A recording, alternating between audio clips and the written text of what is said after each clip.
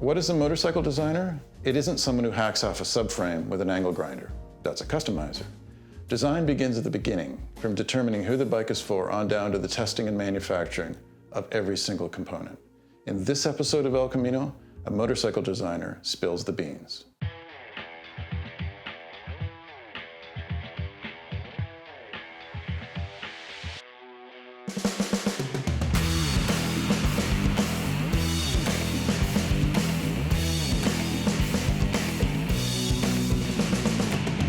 El Camino is brought to you by Yamaha. Revs your heart. Scott Sports. No shortcuts. Best Western Hotels and Resorts.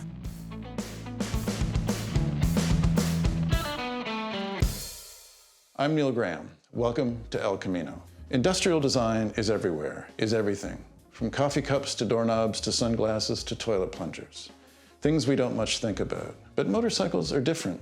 We pass judgment on them with the finality of an executioner. We love some motorcycles like we love our children, and condemn the ones we don't like to death. Michael Uhlarik grew up in Canada, studied in the UK, designed motorcycles for Yamaha, and freelanced for brands like Aprilia and Vespa.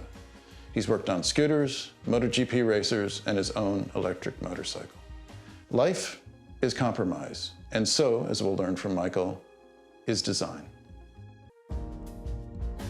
I think I should explain what motorcycle design is.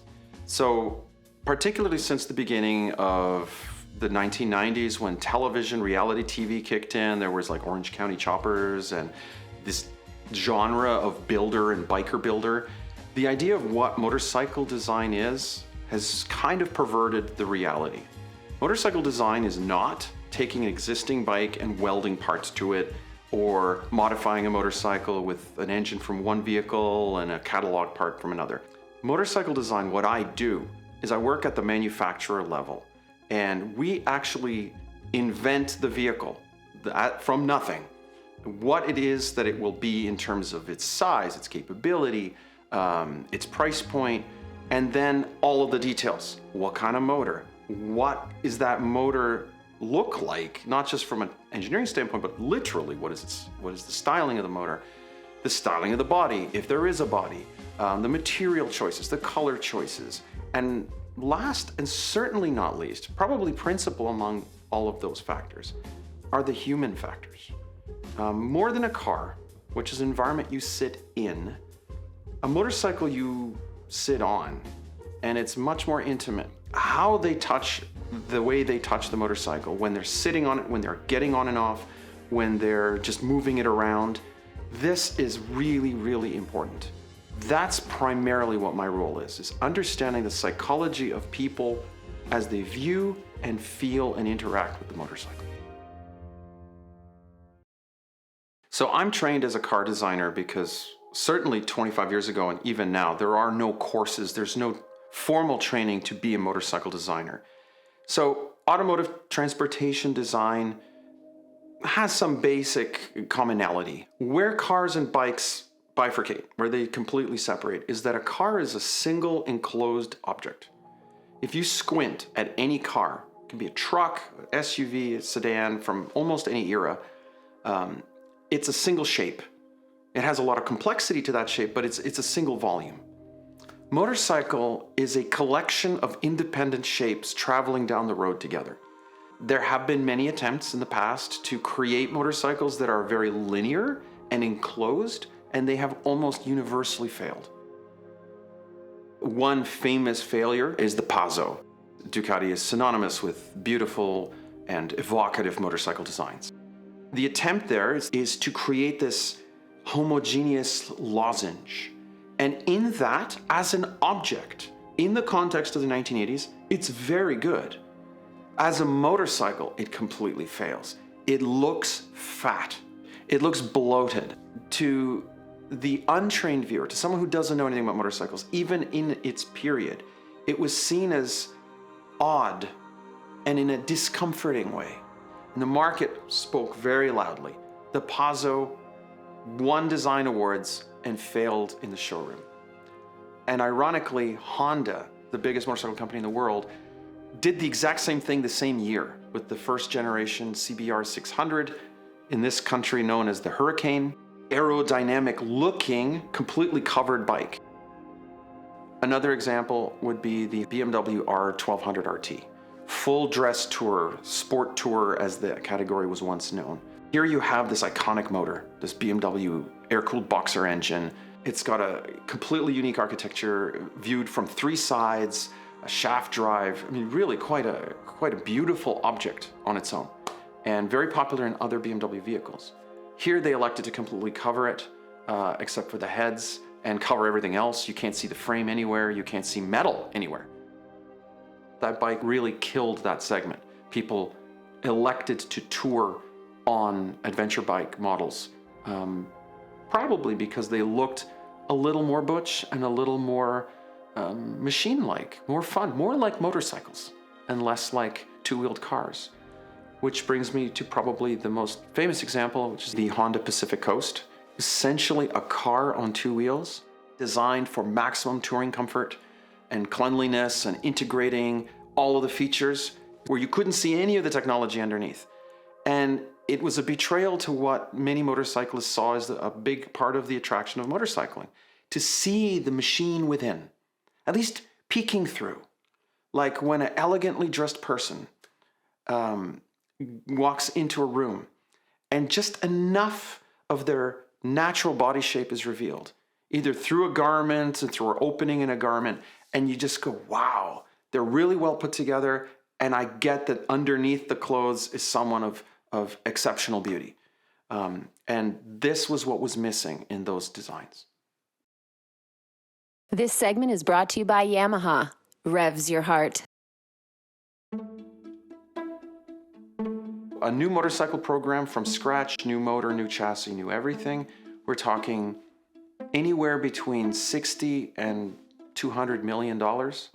It's a lot of investment. So, if we are going to embark on this as a manufacturer, we have to be very clear about who the target is. So motorcycle design does not start with a blank sheet of paper, the proverbial, inspiration of some, individual. It is a group. There are going to be fundamentally three pillars: engineering, design, and product planning. And they're coming at it from completely different perspectives, but we're ideally marching towards the same goal. So the first thing is to set the goal. And you establish that goal by creating some kind of a document. In the Japanese mold, it's something called a QFD, Quality Function Deployment. It's basically a chart where you describe first, second, even third level hierarchy of needs. And that's really it. Because it sounds so obvious, like, oh, we're going to make a new 650cc adventure bike. Well, that's it. That's the brief. Well, for whom? Who are we trying to entice? Are they new buyers? Are they established buyers? Are they our customers? Are they somebody else's customers that we're trying to take away? Is this vehicle category something existent? Is it a new vehicle category? Once you get those kind of things out of the way, then you have to define those hierarchy of needs. Is this a performance concept? Ultimate speed, ultimate acceleration, range? Is it a comfort concept? Is it a style, lifestyle concept? Where does this sit in the market relative to its competitors? Is it going to be the value proposition? You get a lot more for your money with X. Or is it going to be the premium product, something you can't get from the others? Better finishes, more of something, maybe performance or features. And all of this can take weeks or months or even years. And without that guiding document where you set your needs and wants, and they are written as needs N, want W, and you can't have them all. Typically in a Japanese organization, there are 5 needs. And that's when the real bargaining comes, because design will say, well, we really targeting this audience, they really want this kind of lighting element, and that lighting element's going to cost a lot. And then someone from marketing will say, yeah, but this customer also wants this other thing, and that's going to cost a lot. And then the horse trading begins. You land on a compromise, and that's what adults do. We compromise. Just endless drip, drip, bleeding compromise. You've got 100 paper cuts and you're putting your hands in vinegar every day. And you come up with a QFD that everyone is mostly disappointed in, you have a successful mandate. And I don't say that lightly. I mean, whenever in my experience, a project overweighted one of the 3 pillars, it was a failure. If design had its way, it usually failed. If engineering had its way, it usually failed. If marketing has its way, it usually fails. I worked on a Yamaha adventure motorcycle, a large capacity Yamaha adventure motorcycle, a long time ago. One gentleman in the triad was very engineering focused. And he said, we should build the R1 for the off-road world. Extreme performance. We will absolutely take over the market. You know, Multistrada first gen was coming out and Ducati was trying to own that space. And they did that because they were very pure and crystalline in their focus. KTM was owning the off-road performance in that space, and BMW was the general all-rounder, more touring oriented. His vision was a synthesis of the KTM and the Ducati. Total domination on and off-road, that we had the technology to do it. But it would mean lean. It would have to cut this bike down to the essence. It would be uncomfortable and expensive, but it would be like the all singing, all dancing, the R1 of the off-road world. And another guy who was more in the marketing world and more in touch with where customers were was saying, no, it really needs to be more of a touring rig. This is what people are doing. Our touring market, the FJR 1300, is dying. Nobody wants that. They want to tour on a tall, upright, long travel suspension bike. This went back and forth, and I, as the designer in that, perhaps because of my youth, just sort of deferred. What do I know? I'm 27, I'm 28. I'm like, okay. So at the end of one meeting, we would conclude more towards the performance side.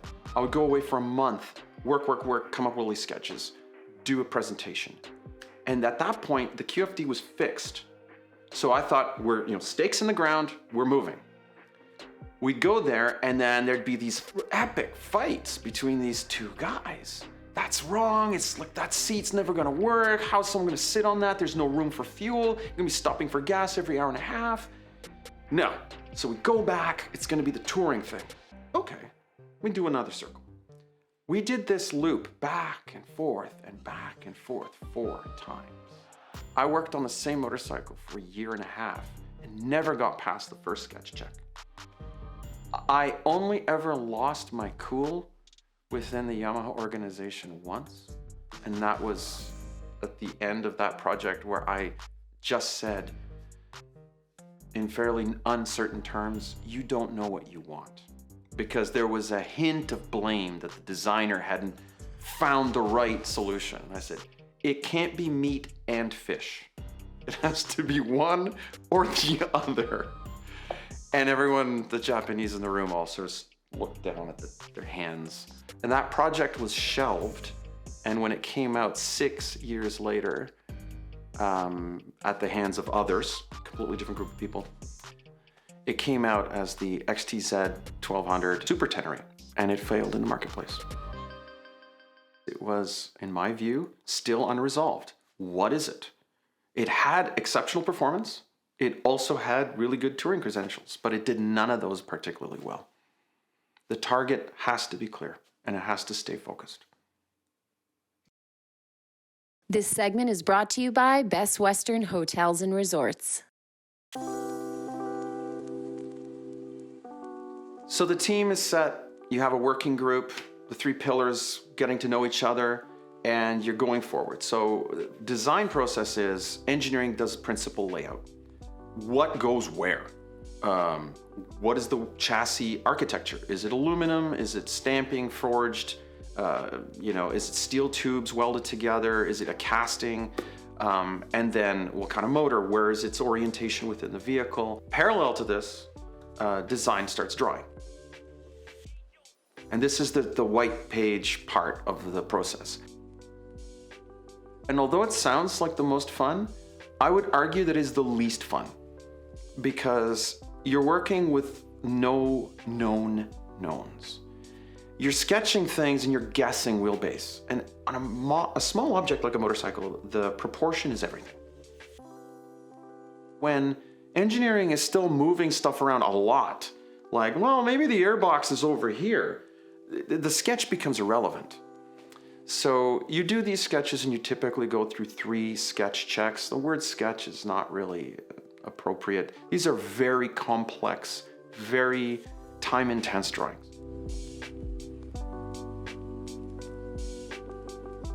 They're persuasion drawings. They're meant to provoke the viewer. And this is where my job, our job as designers, is really fun, because we do manipulate you and we manipulate our own team members. We know which concept we like the best.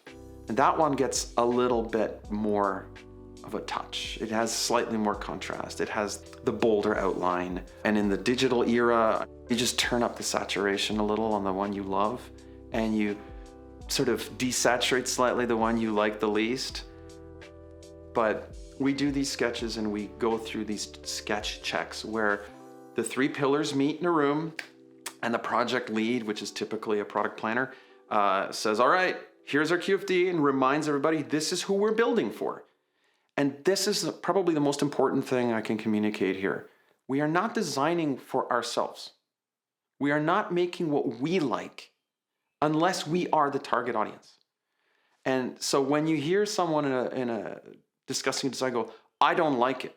Well, unless you are the person described in the QFD, your opinion, personal opinion, is irrelevant. We are supposed to be judging these drawings against the QFD, against who this is for. So the first set of sketches, very broad, and it's like a funnel. You go away for another 5-6 weeks, second round of sketches, narrower. Now engineering has fixed the principal layout. Things will move, but relatively minor moves. And you down select. Now you're doing refinements. It's like you go from ABC to mild, medium, and hot for the second round. You now know what you're making. Now you're just choosing degrees. And then pending that down selection, you go to the last. And the last sketch round is where you are trying to draw the final thing. And you are getting as close to the final thing as possible. In the big OEMs, there is an understanding after 50, 70 years that even the final sketch is going to be close but not final. Changes will happen right up until production start. And if that gets signed off, drawing is done and you move to clay. We call it clay, but it's really a completely synthetic material. And perhaps the most misunderstood part of this business is that every single vehicle you've ever driven in has been sculpted by hand in full-size clay, despite all the digital tools. Because as far as I know, we still live in a physical reality, and until we plug ourselves into a matrix, I have to be able to touch something, to wheel it out in the sun, to look at it from different angles with my own eyes, not just me, but anyone. And you can't do that with a CAD model. I lived through the digital revolution, the promise that CAD was going to take this away and it'll save money and save time. We can get rid of clay. And Yamaha tried it. I was there. And the result was the second FZS 600 phaser. In my personal opinion, it was a very weak design. An excellent designer, probably the best designer Yamaha's ever had, but they did it all on the tube, and it looks like it. It looks like melted ice cream. And we went back to clay right after that. This segment is brought to you by AGV Helmets. Protect like a champion. So how do we take the vehicle, the motorcycle in this case, from a finished clay model? It goes through various checks, just like the sketching, where the same 3, the working group judges it for proportion, and then for volume, and then final. It gets signed off, and we literally sign drawings, and it's done. It gets scanned optically, rebuilt as an alias model or ISOMSurf model, which is a surface modeling tool, and they create a virtual surface and start, marrying my surface design to their engineering design so that the thing actually can be produced. And that process can be anywhere from 9 months, if it's quick, to 2 years. And no amount of money will really speed that up. Like, you just have to engineer every part. It's the unsexy part of the work. But we're getting to the end, which is you do the press release, the press launch, and you have 20 or 40 pre-production vehicles, and they've all been hand-built. But at a big OEM, they've been hand-built to a customer standard. And you walk out there with this team you've been working with for 24, 36 months, and you've done a lot of fighting and a lot of hard work, and there they are. And they're done, and they're ready. And they've got fuel in them, and you can turn the key and you can ride them. And they're all the same. And I personally get a kick out of seeing the repetition. And the TZR was my first press launch of my first vehicle, and I still hold that so close to my heart because there were 10 red ones and 10 blue ones, and then the press came and they rode them and they liked it or didn't like it, and I didn't care. I rode it. I rode it at Aix-en-Provence in a little karting circuit because it was a 50. And summarily, subsequently crashed in front of the press on the first bike that I designed. My ego was severely damaged that day, but it was still a fantastic moment. And that bike was produced for like 15 years, and they made tens and tens and tens of thousands of them. And when I'm in Europe and I see a TZR 50 stickered up and scratched up and taking some guy and his girlfriend somewhere, and it passes me by, I still have that moment of pride, like I made that. Michael Uhlarik will be returning later this season to explain why Ducati's 916 is an enduring design icon. Thanks for watching El Camino. Clothing was provided by Importations Tebow, service you can trust. El Camino was brought to you by the Motorcycle Super Show, the big one by the airport. Dainese, 75 years of performance. Hudson Henderson, your insurance provider for motorcycle, power sports, and marine.